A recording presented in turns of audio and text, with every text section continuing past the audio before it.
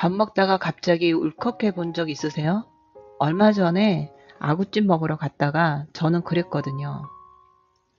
안녕하세요. 다시 고르는 나이 다구나입니다. 이번에 아구찜을 먹으러 갔어요. 엄마가 요즘에 입맛이 없다고 그러시는 거예요. 밥맛이 없다. 아무것도 먹기 싫다. 그러셔서 제가 물어봤죠. 그럼 뭐가 먹고 싶어? 그랬더니 잠깐 생각하시다가 아구찜 생각난다 이러는 거예요. 그래서 그럼 가자. 우리 엄마가 입맛이 없다고 하다가 먹고 싶은 게 떠오르면 그냥 가야 돼요. 안 그러면 또 안 드시거든요. 그래서 엄마랑 둘이 가려고 했어요. 왜냐면 우리 아버지는 사 먹는 걸 굉장히 아까워 하시거든요. 아버지는 음식도 잘하시고 본인이 만든 음식이 제일 맛있다고 생각하시는 분이라 큰 음식은 거의 직접 하세요. 그래서 나는 속으로 오늘도 엄마랑 둘이 가야 되겠네 이렇게 생각하고 있었는데 근데 아버지가 나도 갈게 이러는 거예요. 그래서 셋이 갔어요. 식당에 앉았는데 우리 아빠가 귀가 잘 안 들리시거든요. 보청기를 하신 지가 꽤 됐는데 그걸 또 잘 안 끼셔요. 그날도 한쪽만 끼고 오셨는지 얘기를 하시는데 들리는 게 있고 안 들리는 게 있고 그렇대요. 엄마가 말을 하면 내가 봐도 한 70%는 듣는 둥 마는 둥이에요. 엄마가 섭섭해하는 게 그거예요. 아빠는 내 얘기를 잘 안 들어준다. 그래서 셋이 앉아서 얘기를 하면 분위기가 굉장히 묘해져요. 저는 중간에 이렇게 듣고 있으면 엄마 얘기 다르고 아버지 얘기 다르고 서로가 다른 얘기를 하고 있다 보니 저는 어, 좀 방송사가 다른 각자의 다른 방송을 틀어놓은 그런 느낌이에요.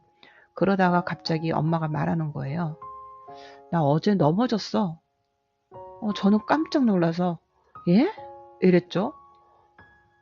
처음에는 횡단보도 앞에서 넘어졌다고 하더니 조금 있다가 아니 가기 전에 넘어졌지 그러시는 거예요.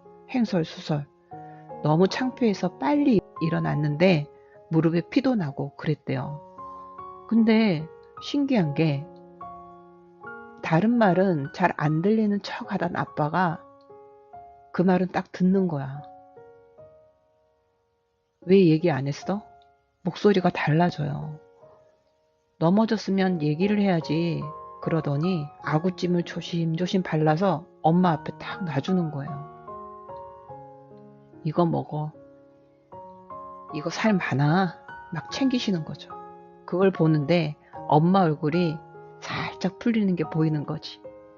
아무렇지도 않은 척 하면서 괜찮아. 별거 아니야. 이러면서도 아빠가 준 건 또 드시고 계셔.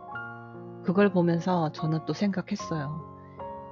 예전에 어떤 영화 감독님이 자기 아버지가 90세인데 1년에 365일 중에 360일을 짜증을 낸다고 그런 얘기를 했어요. 근데 그 이유가 360일이 몸이 아파서 그렇다는 거예요. 그 말을 듣는데 이상하게 공감이 되더라고요. 우리 아버지도 엄마한테 관심이 없는 게 아니라 아빠도 아프신 것 같아요.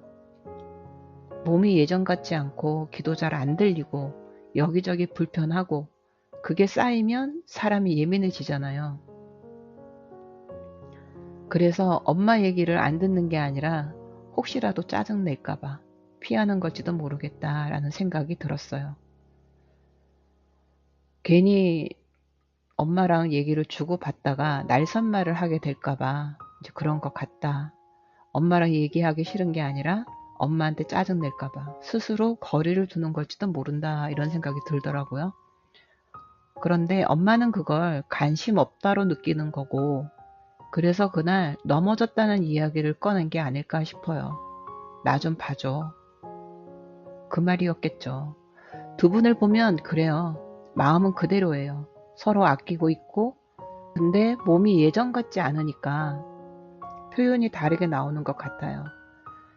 속상해서 짜증으로 나오고 그러다가 엄마가 나를 보더니 이런 말을 해요. 너는 참 걱정이겠다. 그래서 제가 왜? 이랬더니 내가 또 아프면 네가 고생이잖아. 사실 작년에 엄마가 1년을 아프셨어요. 갑자기 뇌출혈이 와서 그때 정말 위험했거든요. 119가 와도 병원에 의사가 없는 상황이었어요. 정말 다행히 멀지 않은 곳에 의사 선생님이 계셔가지고 그래서 수술을 받을 수 있었어요. 그 이후로 나는 거의 엄마랑 1년을 같이 보냈거든요. 제가 할 수 있는 최선은 다했다고 생각해요. 근데 요령이 없잖아요. 그래서 저를 혹사시킨 거예요. 내 체력 이상으로 몸을 써버린 거죠. 그때 내가 이명이 왔어요. 병원 가도 방법이 없는 거예요. 좋을 때도 있고 안 좋을 때도 있고 지금도 계속 그렇거든요. 엄마한테는 자세한 얘기를 안 했어요. 근데 몸이 좀 안 좋다라는 것은 좀 알았을 거예요. 제가 10년 만에 살이 빠졌거든요. 강제 다이어트를 했죠. 그래서 엄마가 내가 먼저 가야 되는데 이런 말을 하는데 제가 순간 너무 속이 상해서 엄마, 내 나이가 지금 몇 살인지 알아? 나 내일 모레면 60이야. 나도 이제 할머니가 될 수 있는 나이야. 우리 셋 중에 누가 먼저 갈지 어떻게 알아? 그 말이 그냥 생각지도 못하게 나온 거예요. 이미 뱉은 말이니까 너무나 속상해서 한 말인데 하면 안 되는 말이죠. 그랬더니 엄마가 더 말 안 하고 아버지가 발라준 아구찜을 가만히 드시는 거예요. 갑자기 그러는 거야. 네가 먹고 싶다는 쫄면사리 시켜라. 우리 집에서는 사리를 잘 안 시켜요. 저만 먹거든요. 그리고 남기는 걸 싫어해요. 근데 그날은 허락을 한 거야. 그래서 제가 시켰죠. 다 먹지는 못했지만 그래도 맛은 봤는 거예요. 그리고 나는 엄마를 보면서 너무 안타깝고 너무 애처로웠어요.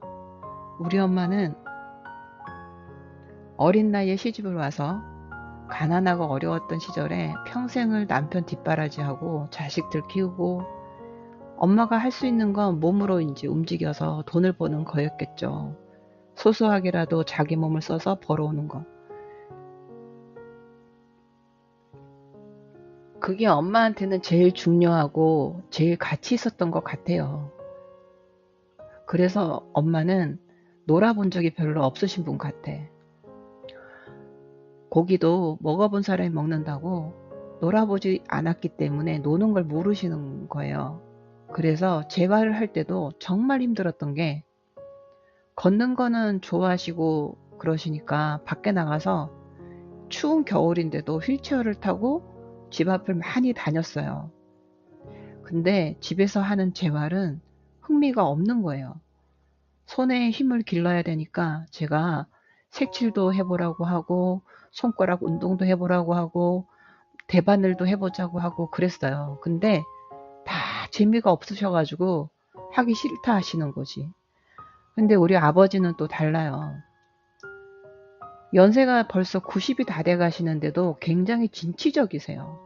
스마트폰도 저희들 못지않게 잘 쓰시거든요. 그리고 쿠팡으로 주문을 하는 거예요. 예전 같으면 직접 가서 이제 사가지고 오는데 이제는 체력이 안 되시니까 쿠팡 주문이 너무 좋으셨던 거죠. 처음에는 저도 놀랐어요. 아빠가 이걸 어떻게 잘하시지?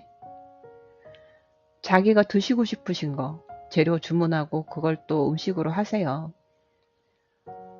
그래서 아버지는 그렇게 자신이 혼자 해결을 잘하시니 아프셔도 빨리 털어내시거든요.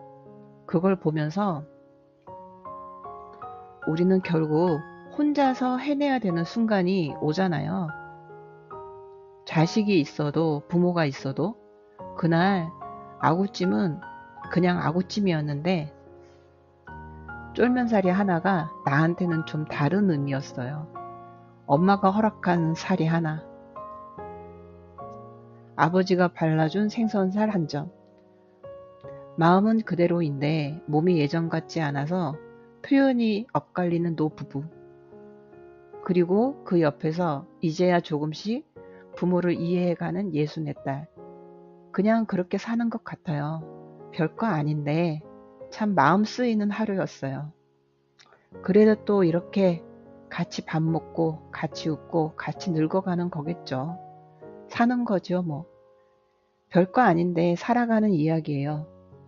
지금까지 다시 고르는 나이 다고나였습니다.